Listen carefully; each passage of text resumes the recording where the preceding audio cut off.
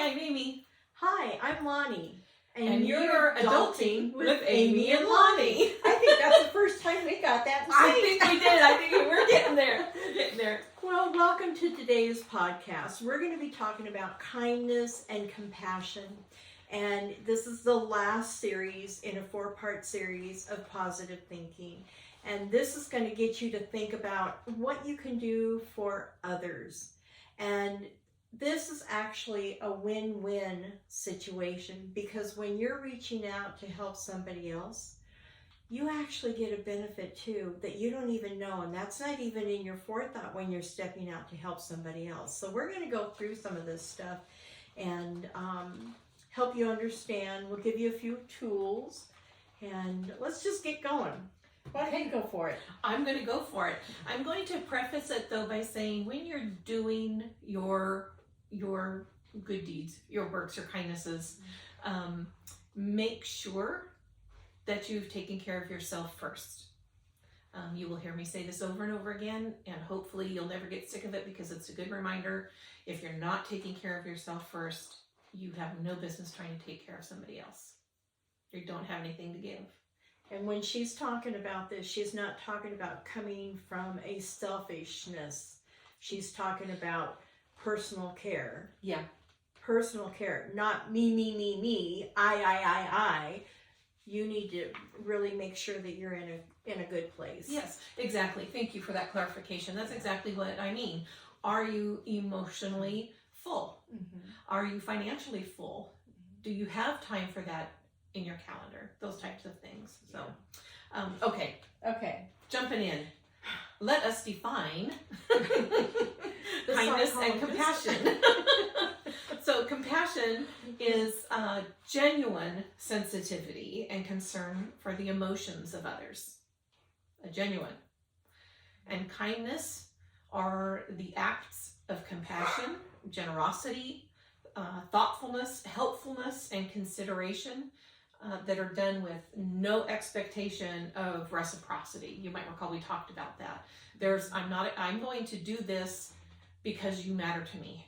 Not because you're going to do something in return. Not because I'm going to be applauded. I'm doing this because you need it, and I can. Mm-hmm. You matter that much to me. Yeah. Okay. Here's the biggie. I love the author Jack Kornfield. I'm going to read you this quote, and I want you to seal this upon your heart. If your compassion does not include yourself, it is incomplete. Again, say it again for those in the back. Okay. Say it. I will. If your compassion does not include yourself, it is incomplete. You have to be able to love yourself to be able to love others, is what it's saying. Mm-hmm. Yeah. Which is another lecture, another time. Yeah. So give only of what you have, emotionally, fiscally, your time. I mentioned that already. Mm-hmm. Be very sure that you're doing your self-care to keep yourself and your coffers, your toolbox, your skill set full. And from there we go into the importance of spreading positivity, which Lonnie's very good at. Well, it's really important to spread your positive thoughts in acts of kindness. People watch what you do, and that is more powerful than words. And I'm going to read this to you as well. For it is in the giving that we actually receive, and that is from St. Francis of Assisi. And when you're actually out there giving of yourself, you're receiving something back, even when you don't realize it. It feels good to do good. Well, it does. It really, there's just so many positive benefits, mentally, physically, emotionally. And then you end up creating these bonds and friendships. There is just so many. You're getting ahead of yourself. Well, it gets me excited. I know, but you're getting ahead of yourself. What can I say? It has has this whole ripple effect that It's that contagious. happens. It is contagious. Yes, giving becomes very contagious. Yes. And it does form, exactly as you're saying, it does form connections, Mhm. community, it strengthens relationships, it nurtures relationships. Uh-huh. Remember I was talking about nurturing relationships? Yeah. It can create a sense of community. It can create a sense of obligation within a community. A community can go, holy cow, look at that. Holy moly, that's something we really should be stepping up into. We should be participating in that. Yeah. Sorry. That's okay. That's okay. So, how kindness and compassion can impact individuals and society. I'm going to let Amy really dive into that one because that's, her area of expertise. It's Lonnie's too, as that experience, that wisdom that from just living this positive lifestyle, that to be giving and doing, and we're not necessarily talking about altruism, which is the fancy word for I do everything with no expectation of anything in return. Pat, pat, pat. I am. Look at me. Okay. When we are doing that genuine, compassionate acts of good, acts of service, it reduces our own stress and anxiety. Additionally, if part of those acts and services are giving a benefit to someone else, you're reducing their stress and anxiety. It increases well-being, the psychological benefit of practicing kindness. I'm going to read this because it's a big, long quote. In the brain, acts of kindness release powerful chemicals, our neurotransmitters, our neurochemicals that do all kinds of things. Oxytocin, serotonin, dopamine, all of those neurochemicals elevate our mood. I gotta go back to the quote. Increasing reward stimuli and reducing stress. Doing good is its own word. Compassion evokes lower heart rates and reduces coronary disease. These are studies, folks. These are not pie in the sky, you can grab anything you want to make your point on Google kinds of things. These are actual empirical studies. It's pretty powerful. Yeah. What else? Well, it improves lives of others, like you said. When you're reaching out and helping somebody with whatever. I have a neighbor who will mow my lawn. I don't have a lawnmower. And I'm telling you, every time I see him out there doing it, I am just so touched and feel so blessed to have such a wonderful neighbor. It just makes me smile. It just makes my life a little bit easier. But you also do something similar for another neighbor. You're also giving as well. I don't Because have a it's lawnmower. contagious. It is contagious. And I don't have a lawnmower, but I have a neighbor who is in their late 80s, and he is very meticulous about not liking weeds in his yard. And it's mainly like a gravel, rock kind of yard. And I saw him out one day, and he was struggling and had to quit and go back in the house. So I'm an early riser, and I know that they are not. So at 7 o'clock in the morning, I'd get up and I'd go over and I'd pull some of their weeds, and I'd just disappear. And so his yard was getting weeded, and he had no idea who was doing it. But, it just felt good. And again, because my neighbor's helping me, I'm helping another neighbor. It just kind of snowballs. And I have a neighbor 2 doors down who does the same thing. She's out mowing somebody else's lawn across the street because they're older and can't do it. And building a sense of community? It feels good that we are supporting one another, regardless of what stage of life, regardless of what physical or emotional or mental, situations might be going on, but it's supporting one another.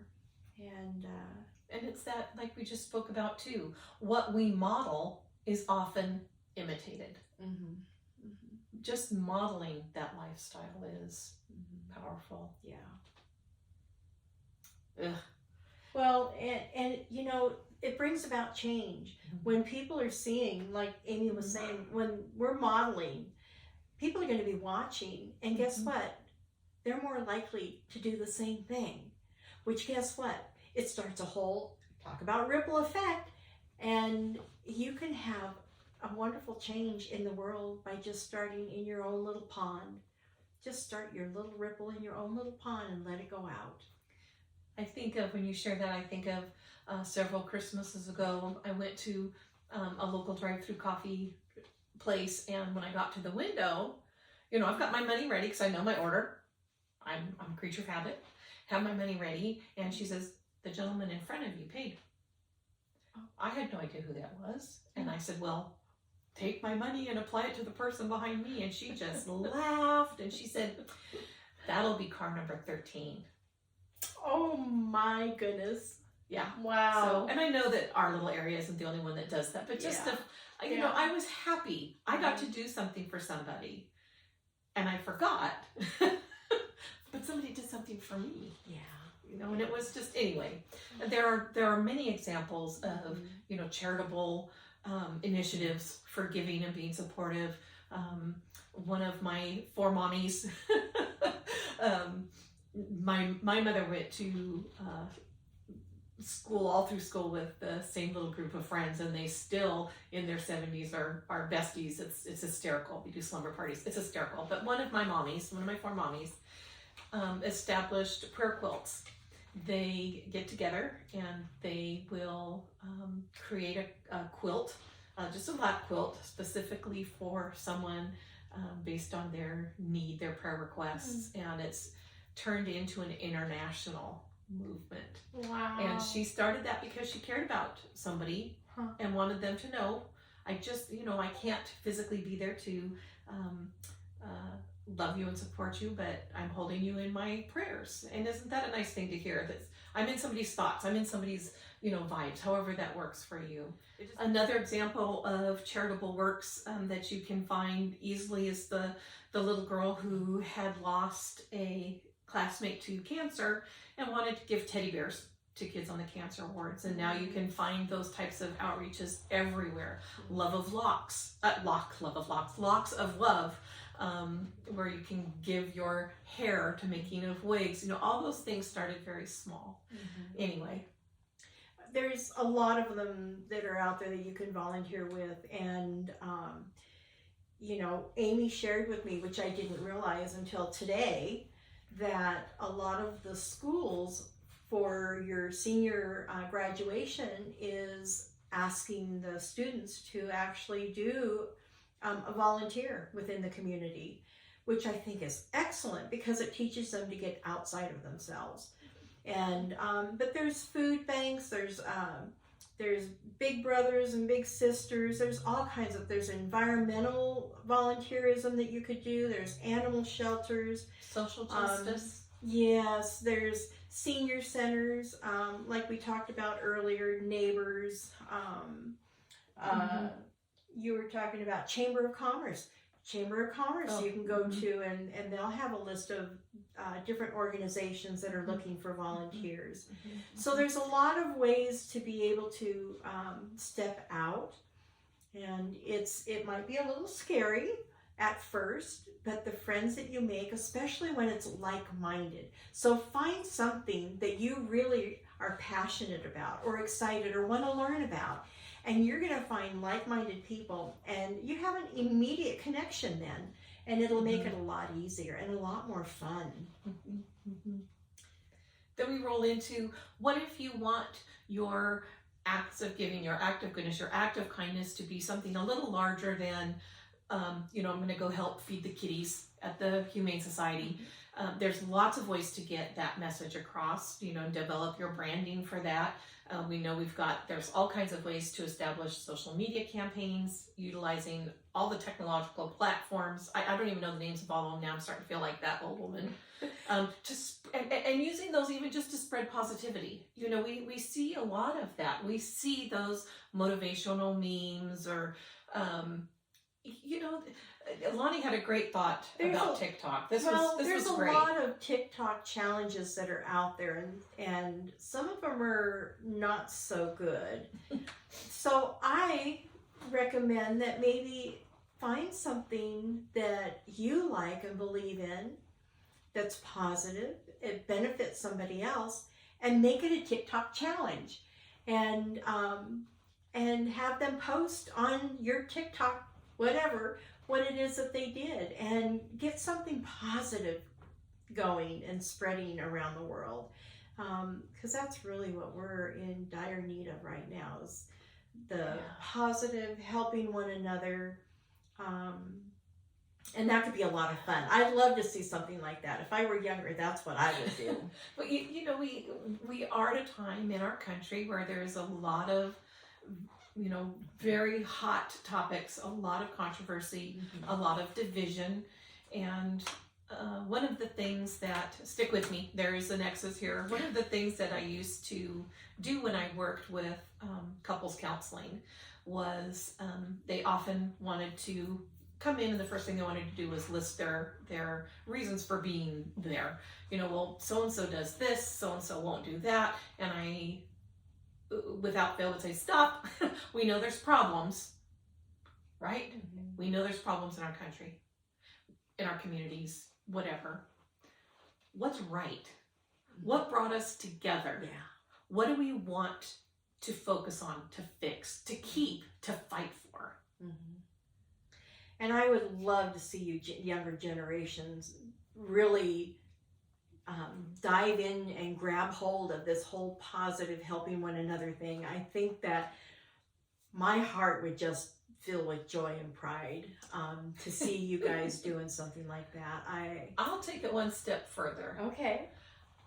If one of our listeners establishes some type of a TikTok challenge that's a positive thing, that I'm physically capable of doing, I did disclose before, I do have some challenges there. I promise I'll do it. And I will give it a try too. I'm in my 70s, but I will give it a try. I don't have TikTok, but we'll figure it out. We will. We want to support all good. Yes. And I think part of that is in making sure everybody knows what good can be. Yes. So, okay, when we talk about that, okay, how do we overcome skepticism and cynicism? Okay. So, this is tricky. Because there is no real reversal skill or reversal tool for either skepticism or cynicism. Wow.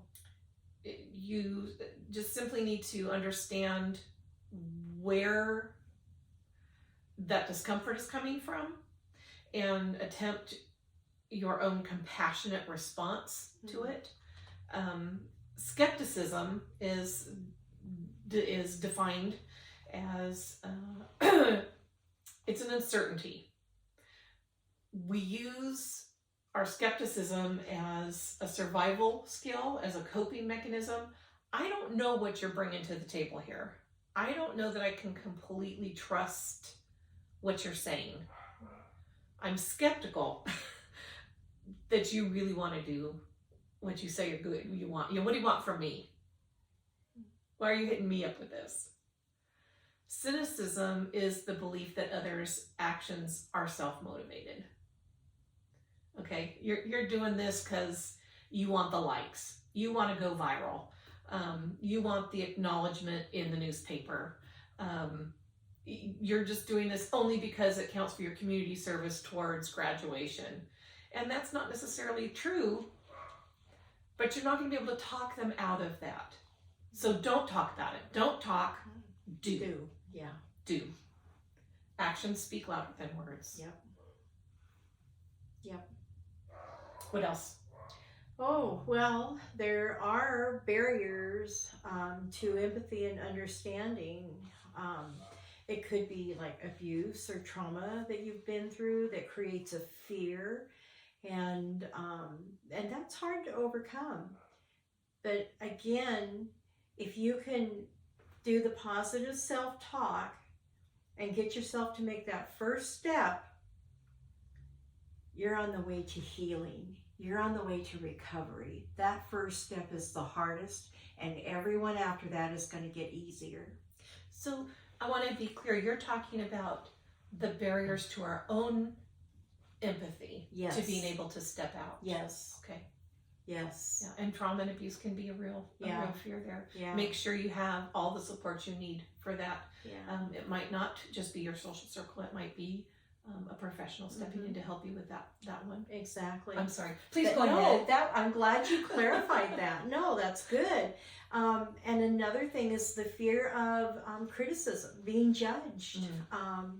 You know, people can be very judgmental, but keep that smile on your face and know that in your heart, you're trying to do what's right. And you're trying to share something positive. That's good. You know, nothing bad can come from what you're trying to do that's good. So, you know, stress, fatigue, you can get, you know, overextended. So this is where I remind you, don't give what you don't have. Yeah. Self-care. Right? Yeah. So, what else? Distractions. Multitasking. Too many irons in the fire. That's me. She's talking to me. So did you see the uncomfortableness of me squirming? Body language is powerful. Yeah. But there are reversal skills to all of these things, right? There are. Okay. There are. You need to be aware of your surroundings. You know, how things are being presented, how you're presenting to others as well. The people that are around you, how they're receiving what's going on. I don't know, what else? We'll break the ice. There you go. Break the ice by maybe sharing a relevant personal story. That's one of the ways we build relationship, is if I disclose, hopefully that's telling you not just a little bit about me, but that I'm open to hearing you disclose. That could be an important skill set. In stepping out, if I'm telling a personal story, that's something that I know that's going on with me. I can speak on it with confidence. Yeah. And if somebody is asking you to do something or to participate and volunteer to help do something, and you know, you're just, you know, have a lot on your plate, there's nothing wrong with saying, you know, I can't do it this week, but are you going to be doing it in the future? Can I help in the future? You know, ask for a different time, a different date, whatever might work out. There's ways to say no that are not no. You know, you can still let them know that you are interested. It's just the wrong time. So you could say, rather than saying, I just need focus, you could say, I have some other things that I need to wrap up first. There you go. She's so good at this stuff. It's all in the magic of reframing. A no doesn't, you know, here's a good spot to say no is the hardest language, the hardest word in human language. No. Yeah. And it is it's a sentence. Yeah. But anyway, what else? Well, be self-aware. Ooh, self-aware. Yeah, know your motives. You know, why are you wanting to or not wanting to do whatever it is? Is it judgments? Is it bias? You know, kind of what's going on. Again, going back to that self-check and see what's going on within yourself. Okay, so let me ask you this. I love the communication. We've talked about some of the things we can and can't overcome, some of the things we can do for ourselves, right, to make sure we're in a good place to do for others. What next? I've got myself in a good space. How do I maintain that? Well, actually, you know, your gratitude journal always is a good spot because it reminds you of what you've done, the reactions you've got, how many people you've touched, and yeah, that's a good place. So what if I'm being met with negativity while I'm trying to reach out? How do I maintain then? Well, stay focused on your goals. Reframe. Yeah, reframe. When I go to my gratitude journal, rather than saying, wow, they shot me down, I can say they saw me. Yeah. Well, and Amy has a great phrase that she says, we don't care if your glass is half empty or half full, you have a glass. And There's there's something something in in it. Yep. Yeah. Get that as your mindset. Exactly. So, I love that you said focus on your goal. yeah. We can also, problem solve with someone that we trust, someone that you've included in your circle, your council, your tribe, whatever you choose to call it. This didn't work out well. This isn't how I expected this to play out. This is what I did. Do you have a suggestion? Or what are your thoughts? Yeah, and Amy had in a previous podcast talked about a self-care worksheet, and there's an emotional self-care section in there. Yes. So you can check in with that and see how that's affecting, any of your stumbling blocks that you might be having. You can use that. You use that that self-care portion of your worksheet as your Band-Aid. What is something that's on your self-care worksheet for the week that you haven't gotten to? You're disappointed with this negativity, you're disappointed with the setback. Refocus with that. Use that emotional feel good to take care of that emotional feel bad. Yeah, it's a stepping stone. Get that pedicure. Yeah. Oh my goodness. So really, we're going to kind of recap this, and the conclusion to all of what we have been sharing is do to others what you would like to have done to you. Think about some harsh words that people have said to you. You don't want to say those back. How would you want to have people speak to you? How would you want to... I have a good one. Driving your car. Oh my goodness. Let those people in. In the merge lanes. Okay, I get frustrated because people are trying to cut you off all the time. If people would just let every other person, guess what? The line would keep moving. Anyway. Give the compliment. Give the compliment. Yeah. I saw a lady at the market the other day. She just was stunning to me, and I told her. There's so many little things you can do to just be kind. Yeah. Just be kind. Yeah. Okay. Yes. Our call to action. Well, and I was going to say, don't Yes. forget that gratitude journal, because that's always a really good place to begin, to document your kindness. Well, let's use you've that as given the and call to received. action. Yeah. Oh, okay. Well, then in your journal, list the things that you might do to be kind to others or to yourself. And list a couple of things that you've received, some kindnesses you've received. Yeah. Because somebody thought enough about you, loved you, wanted you to know something or do something kind. Yeah. You were worthy. Remind yourself of what that looked like. Yeah. Okay. So, and that wraps it up. And we look forward to you joining us next week when we have the girls with us. I am so excited about that. I love these girls. Amy has a bunch of bonus children, bonus kids, whatever. And I've given birth to a daughter and a son, and my daughter has given me a bunch of bonus girls that you're going to get to meet a few of them. And you're going to get to see in action this group of friendships for a long time, and how they positively interact with one another, what they do to keep nurturing their friendship. What does that positive communication look like? I'm not going to say it anymore. Yeah, No, so you'll have to watch next week. Okay. So have a fabulous week. And be well. Bye-bye. Bye.